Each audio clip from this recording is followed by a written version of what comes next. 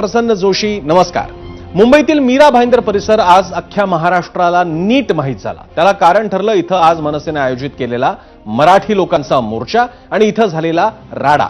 आता पुढे जाण्यापूर्वी तुमच्यासाठी थोडं रिकॅप करूया. म्हणजे आधी काय घडलं ज्यामुळे हा मोर्चा निघाला किंवा खरं तर पोलिसांचा रोष पत्करून काढावा लागला हा मोर्चा, ते तुमच्या लक्षात येईल. तर त्याचं झालं असं की मराठी बोलण्याच्या मुद्द्यावरून 29 जून रोजी त्याच भागातील एका दुकानदाराला मनसेच्या कार्यकर्त्यांनी फटकावलं. त्याचा निषेध म्हणून 3 जुलैला याच परिसरातील दुकानदारांनी दुकानं बंद ठेवून मोर्चा काढला. या मोर्चाला सत्ताधारी भाजप पक्षाचंही पाठबळ असल्याची चर्चा होती. या मोर्चात मराठी लोकांच्या विरोधात काही विखारी भाषणंही झाली. आपली दुकानं बंद ठेवून या मराठी लोकांना धडा शिकवूया वगैरे अशा प्रकारची वक्तव्य केली गेली, भूमिका मांडली गेली. दुसरीकडे अशा वातावरणात भाजपचे खासदार निशिकांत दुबे यांनी तर मराठी माणूस आमच्या पैशावर जगतो, महाराष्ट्राबाहेर येऊन दाखवा, तुम्हाला आपटून आपटून मारू अशी भाषा केली. त्यामुळे मराठी जनमानस संतप्त होतं. या असंतोषाला वाट मिळाली ती आजच्या मनसे आयोजित मोर्चात. मात्र हा मोर्चाही सहज सोप्या पद्धतीनं पार पडला नाही. मीरा भाईंदर पोलिसांनी या मोर्चाच्या पार्श्वभूमीवर प्रतिबंधात्मक कारवाईला सुरुवात केली. या परिसरात कलम 144 लागू करून जमावबंदीचा आदेश काढला होता. मोर्चाला सुरुवातीला पूर्ण नकार होता, मग रूट वेगळा देण्यात आला होता. कोणत्याही आंदोलकांना मोर्चासाठी येऊ नये अशी ताकीद पोलिसांकडून देण्यात आली होती. मात्र तरीही आज सकाळी 10 वाजल्यापासून मनसे, ठाकरे गट आणि मराठी एकीकरण समितीचे कार्यकर्ते या परिसरात जमायला लागले. मोठ्या संख्येने इथं मराठी मंडळी जमली. त्यानंतर जोरदार राडा पाहायला मिळाला.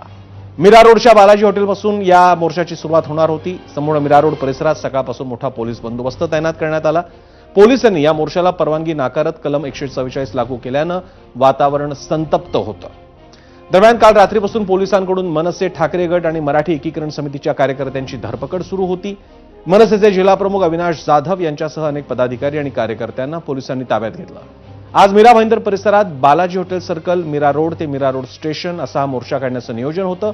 पोलिसांनी याला परवानगी नाकारली आणि वेगळ्या रूटद्वारे, वेगळ्या रस्त्याद्वारे हा मोर्चा काढला जावा अशी सूचना केली. मात्र ठाकरे गट याला मनसे गट तयार नव्हता, म्हणजे एकूणच मोर्चेकरी तयार नव्हते. अखेर कार्यकर्त्यांनी ठरल्यानुसारच सकाळी 10 वाजता बालाजी हॉटेल चौकात जमायला सुरुवात केली. पोलिसांनी धरपकड केली. दरम्यान इथे जोरदार राडा पाहायला मिळाला आणि यानंतर पोलिसांनी काही वेळानं भूमिका बदलत मोर्चेकऱ्यांना बालाजी हॉटेल चौक ते मीरा रोड स्टेशनपर्यंत जाण्याची परवानगी दिली. यानंतर या मोर्चात संदीप देशपांडे, अविनाश अभ्यंकर असे मनसेचे अन्य नेते सहभागी झाले. शिवसेना ठाकरे गटाचे माजी खासदार राजन विचारे तिथे आले होते. विशेष म्हणजे मोर्चात शिंदेच्या शिवसेनेचे मंत्री प्रताप सरनाईक यांनीही सहभाग होण्याचा प्रयत्न केला. मात्र लोकांनी त्यांच्या विरोधात घोषणाबाजी केल्यानं त्यांना काढता पाय घ्यावा लागला. या पार्श्वभूमीवर 0 वर्षी आजची चर्चा आहे. विषय होता मराठीचा. तिसरी भाषा म्हणून पहिलीला तिसरी भाषा देण्यात येऊ नये इथपासून सुरू झालेला मुद्दा आता थेट मराठी अमराठीपर्यंत येऊन पोहोचलेला आहे. आणि या पार्श्वभूमीवर एक महत्वाचा मुद्दा आहे, तो सरकारला विचारण्याजोगा की हे सगळं टाळता आलं असतं किंवा किमान याचा प्रक्षोभ बनू शकला नसता जर का राज्य सरकारनं काही गोष्टी योग्य वेळी केल्या असतात. तर त्याच अनुषंगाने आपला आजचा प्रश्न आहे, तो प्रश्न पाहून पुढे जाऊया. त्यासाठी जाऊयात माझा पोल सेंटरला आजचा प्रश्न पाहण्यासाठी. 0 वरचा आजचा प्रश्न आहे, मराठी भाषा विजय मेळावा ते मीरा रोड मोर्चा या सगळ्या घडामोडी पाहता भाजपला फटका बसेल का?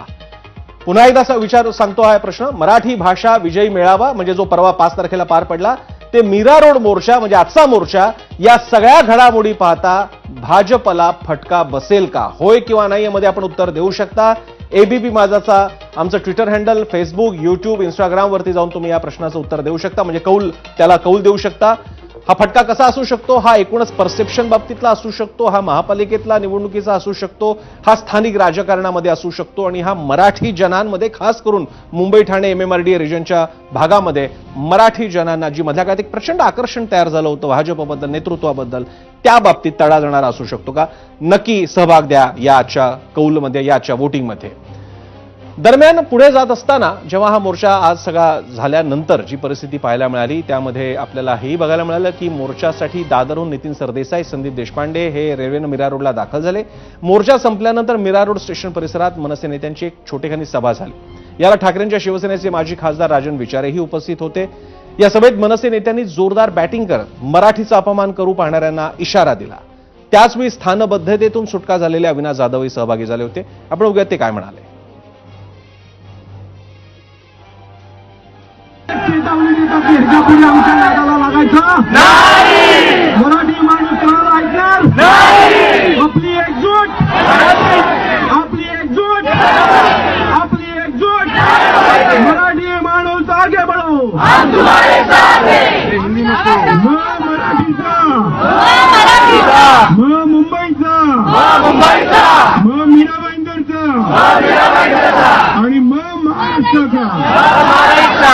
छत्रपती शिवाजी महाराज की जय. भवानी, जय शिवाजी, त्यावेळेला मीरा भाईंदर मधला प्रसंग घडला.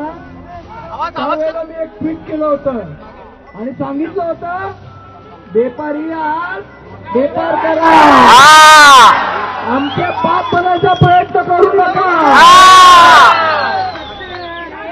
महाराष्ट्रामध्ये मराठीचा अपमान करण्याचा प्रयत्न केला तर त्याला खालीच बसेल.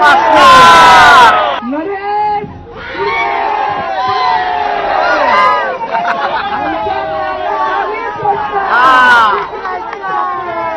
नरेशनी नाही शिकवायचं आम्हाला.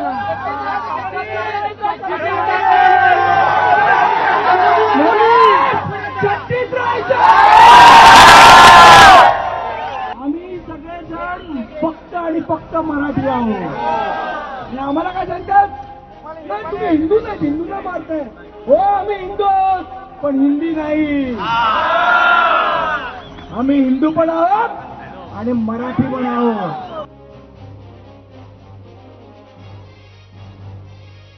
दरम्यान या मोर्चानंतर मनसेच्या अन्य नेत्यांनी काय प्रतिक्रिया दिल्या आहेत पाहूया. सर्व मराठी माणसाच्या भावना या अत्यंत तीव्र होतात आणि त्या तीव्र भावना असल्यामुळे सर्वसामान्य मराठी माणूस इकडचा रस्त्यावर उतरला आणि त्यामुळे हा मोर्चा नक्कीच यशस्वी झाला. पोलिसांनी किंवा सरकारने कितीही दडपशाही करायचा प्रयत्न केला तरी सुद्धा जेव्हा मराठी माणूस एकवटतो तेव्हा सरकारला झुकावंच लागतं. हा संदेश या निमित्ताने गेला. त्याबद्दल मी सर्व मराठी माणसाचं अभिनंदन करतो. 2 दिवसापासून प्रत्येक कार्यकर्त्याच्या घरी जाऊन त्या ठिकाणी त्यांना नोटिसा देऊन त्या ठिकाणी काही लोकांना अटक करण्याचा प्रयत्न त्या ठिकाणी केला होता. आज तुम्ही बघितलं असेल काहींना नोटीस दिल्या होत्या तडीपारच्या. आणि अशा पद्धतीने तुम्ही जर मनमानी करत असाल तर मला वाटतं हा छत्रपती शिवाजी महाराजांचा हा महाराष्ट्र आहे आणि या महाराष्ट्रामध्ये कोणाची दादागिरी या ठिकाणी चालून देणार नाही. दरम्यान पोलीस प्रशासनावर दबाव असल्याचा आरोप मनसे नेते अविनाश जाधवांनी केला. मोर्चाच्या बाबतीमध्ये पोलीस प्रशासन आणि गृह खात्याचा दबाव होता.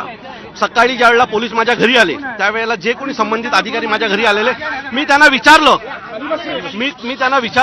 की साहेब मी मोर्चा मराठीसाठी काढतोय आणि मराठीसाठी ज्यावेळेला मी मोर्चा काढतोय त्यावेळेला अधिवेशन चालू आहे महाराष्ट्रात, सो याचा त्रास तुम्हाला होणार नाही आहे का?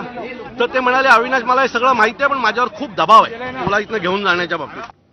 दरम्यान मनसेच्या मोर्चाच्या परवानगीबाबत बोलताना फडणवीसांनी काय म्हटलं होतं आणि त्यावर मनसे नेते संदीप देशपांडेंनी काय आक्षेप घेतला तेही पाहूया. जाणीवपूर्वक अशा प्रकारचा रूट मागत होते की ज्यातनं कुठेतरी संघर्ष होईल आणि पोलिसांचं म्हणणं असंही होतं की या संदर्भात काही लोकांच्या संदर्भात त्यांच्याकडे काही इनपुट्स आले होते की त्यांना त्या ठिकाणी वेगळ्या प्रकारची काही कारवाई करायची आहे आणि म्हणून पोलिसांनी त्यांना एवढं सांगितलं होतं की जो नेहमी रूट असतो मोर्चाचा तो रूट तुम्ही घ्या, अशा प्रकारचा रूट घेऊ नका. पण त्यांनी त्याला नकार दिला. त्यांनी सांगितलं आम्ही हाच रूट घेणार, दुसऱ्या रूटवर आम्ही काही जाणार नाही. म्हणून पोलिसांनी ती परवानगी नाकारली. मला स्पष्टपणे सांगायचं आहे की मोर्चाची परवानगी पोलीस द्यायला तयार नव्हते आणि जो रूट बदलण्याचा विषय आहे तो ते आम्हाला सांगत होते. घटना घडली मीरा रोडमध्ये, व्यापाऱ्यांनी मोर्चा काढला मीरा रोडमध्ये आणि आम्हाला सांगत होते मोर्चा काढा घोडबंदर रोडला. मला सांगा मीरा रोड मधल्या घटनेचा घोडबंदरला कोणी मोर्चा काढता का? याचा अर्थ तुम्हाला परवानगी द्यायची नव्हती. दरम्यान हा मोर्चा निघाला, हा सगळा परिसर तिथले स्थानिक नेते असलेले आमदार असलेले परिवहन मंत्री प्रताप सरनाईकांच्या बालेकिल्ल्यात आणि मराठीच्या मुद्द्यावरून विराट मोर्चा निघाल्यानं त्यांनी देखील विधान भवनातून थेट मीरा रोडची वाट धरली. सरनाईकांचा ताफा मोर्चाच्या ठिकाणी दाखल होताच 50 खोके एकदम ओके अशा घोषणांचा पाऊस सुरू झाला. मोर्चेकरांच्या रेट्यापुढे प्रताप सरनाईकांना फार काळ थांबता आलं नाही. अखेर सरनाईकांना माघार घेण्याशिवाय पर्याय उरला नाही. पोलिसांनी सरनाईकांचा ताफा मोर्चा स्थळावरून सुरक्षित बाहेर काढला.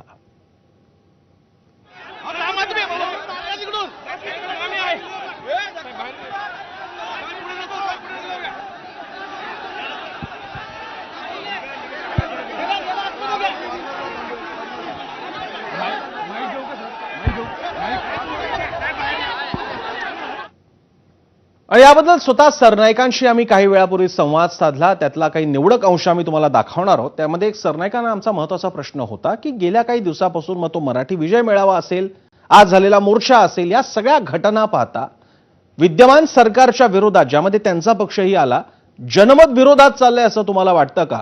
या प्रश्नाबद्दल सरनाईकांनी काय उत्तर दिलंय पाहूया. काही जेव्हा महाराष्ट्रामध्ये मराठीचा मुद्दा चर्चेला येतो तेव्हा सर्वसामान्य मराठी जनतेच्या मनामध्ये असंतोष हा असतोच.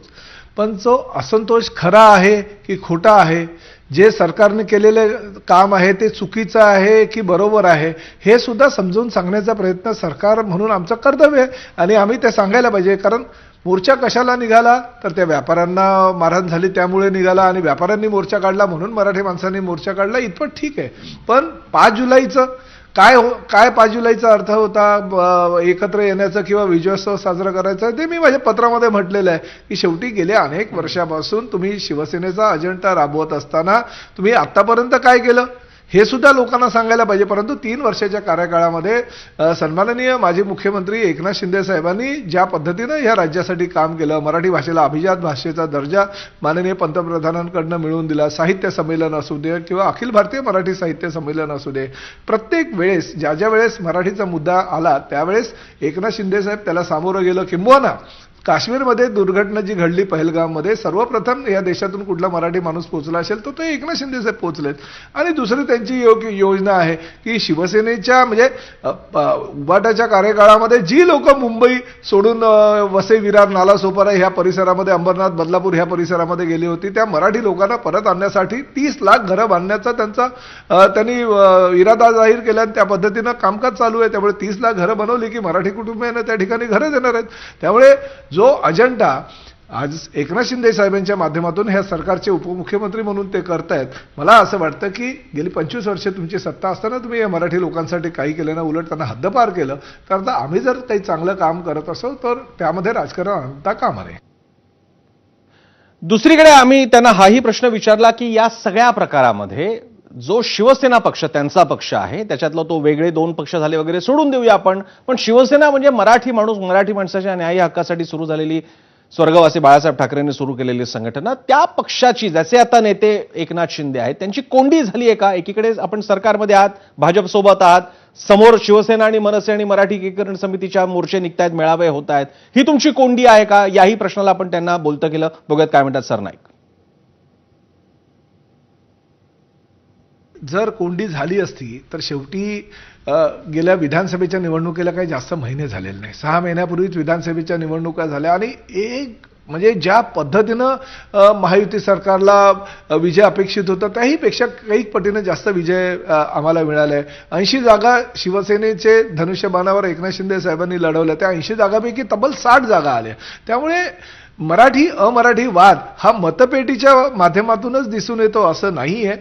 एकनाथ शिंदे साहेबांनी ज्या पद्धतीनं बाळासाहेबांचे विचार सर्वसामान्य जनतेपर्यंत पोहोचवले, धर्मवीर आनंद दिघे साहेबांची प्रेरणा घेऊन ज्या पद्धतीनं ते पूर्ण देशभर काम करतायत, मला असं वाटतं की एकनाथ शिंदे आजच्या दृष्टिकोनातनं महाराष्ट्रातील तमाम मराठी जनांचा चेहरा झालेला आहे. आणि याच विषयावर आजची चर्चा सुद्धा आहे. आपल्यासोबत त्यासाठी पाहुणे सुद्धा आहेत. आपल्यासोबत असतील स्वतः अविनाश जाधव, जे आज या सगळ्या मोर्चाचे आयोजक होते, नवनाथ बन जे भाजपचे प्रवक्ते आहेत, आणि संदीप आचार्य जे वरिष्ठ पत्रकार आहेत. त्याचप्रमाणे शिवसेनेकडून, शिवसेना उद्धव बाळासाहेब ठाकरे पक्षाकडून बोलण्याकरता अखिल चित्रे सुद्धा आलेले मला दिसत आहेत. त्यांच्याकडे आपण जाणारच आहोत. त्यापूर्वी फक्त काही अधिक अपडेट्स बघूयात आणि आपल्याला लोकांच्या कमेंट्सही पाहिजे आहेत. स्थानिक आमदार नरेंद्र मेहतांकडून या प्रकरणामध्ये ज्या आमदारांच्या नेतृत्वाखाली आधीचा व्यापाऱ्यांचा मोर्चा निघाला होता, त्यांनी या मोर्चाच्या पार्श्वभूमीवर शांतता आणि सुव्यवस्थेचा प्रश्न निर्माण होणार होता आणि त्यामुळेच पोलिसांनी परवानगी नाकारली होती या मोर्चाला, अशी प्रतिक्रिया दिली आहे. मोर्चा काढणं चुकीचं नाही, ते कोणी काढू द्या, परंतु मोर्चाचा हेतू मागे वेगळा असेल, ह्याला चालवणारा वेगळा असेल तर त्यामध्ये नक्कीच पोलिसांनी दखल घेतली पाहिजे. मोर्चे आज थोडी काय, उद्याही निघणार आहे, परवाही निघणार आहे, पारंपरिक रोज निघत असतात मोर्चे, आम्ही काढत असतो, त्यात चुकीचं काही नाहीये ना. परंतु हेतू वेगळा असेल तर नक्कीच पोलिसांनी त्यामुळे दखल घेतली पाहिजे. आम्ही हे बोलत नाही की ते सगळं बरोबरच केलंय किंवा चुकीचं केलंय. पोलिसांना ज्यांना वाटलं असेल की लॉ अँड ऑर्डर सिच्युएशनमध्ये कुठेही प्रकारचा खंड लागू नये त्यासाठी कदाचित केलं असेल. आणि यानंतर चर्चेकडे जाण्यापूर्वी आजच्या या विषयाला लोकांच्या भरपूर प्रतिक्रिया आलेल्या आहेत. त्यातल्या काही निवडक प्रतिक्रिया आपण पाहणार आहोत. त्यासाठी जाऊयात मीडिया सेंटरला. आज एबीपी माझाला आजच्या 0 अवरसाठी आलेल्या प्रतिक्रिया पाहण्यासाठी. युट्यूबला आलेली प्रतिक्रिया धीरज जाधव यांची. आमच्या घरातली 5ही मतं भाजपला असायची, पण आता मराठी म्हणून भाजपला मत देणार नाही.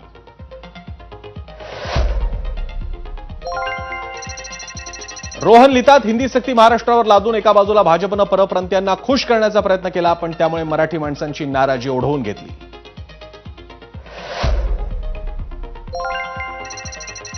विशाल यानपुरे लिहितात, होय, कारण व्यापारी मोर्चा निघाला तेव्हा भाजप गप्प बसला, मात्र मराठी लोकांच्या मोर्चाला सरकारनं परवानगी नाकारली. आपल्या प्रश्नावरती आलेल्या या कमेंट्स आहेत.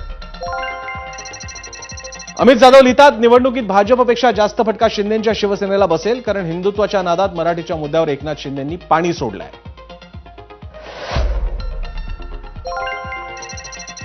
प्रथमेश लिहितात, बसलाच पाहिजे. महाराष्ट्रात आता फक्त मराठी उमेदवार असला तरच मतदान होईल, अन्यथा नाही. आपण फक्त हे लक्षात घेऊयात, ह्या सगळ्या आमच्या प्रश्नाला आलेल्या प्रतिक्रिया आहेत. काही होणार नाही, ईव्हीएम जिंदाबाद. प्रकाश साळुंखे यांनी ही प्रतिक्रिया दिली.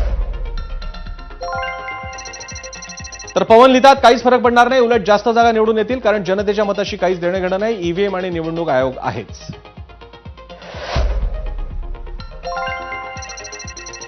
अजिबात नाही, काहीही फरक पडत नाही. यांच्या हातात सत्ता होती तेव्हा काही केलं नाही आणि आता सत्तेसाठी कासावी झालेत. कल्पना देसाई यांची प्रतिक्रिया फेसबुकवर.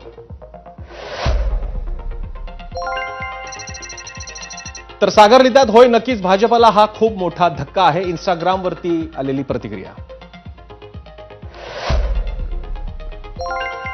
तर इन्स्टावरती आलेली आणखी एक प्रतिक्रिया शुभम बैराट यांची. मराठी माणसालाच पाहुण्यासारखं वागवलं जात आहे महाराष्ट्रात. आणि यानंतर बोलण्यासाठी आपण जाणार आहोत थेट आमच्या गेस्ट सेंटरला, जिथे आपल्यासोबत आहेत आपले पाहुणे. आपल्यासोबत असतील भाजपचे नवनाथ बन, अखिल चित्रे मला दिसतात, शिवसेना उद्धव बाळासाहेब ठाकरे पक्षाचे प्रवक्ते, आणि संदीप आचार्य, वरिष्ठ राजकीय पत्रकार.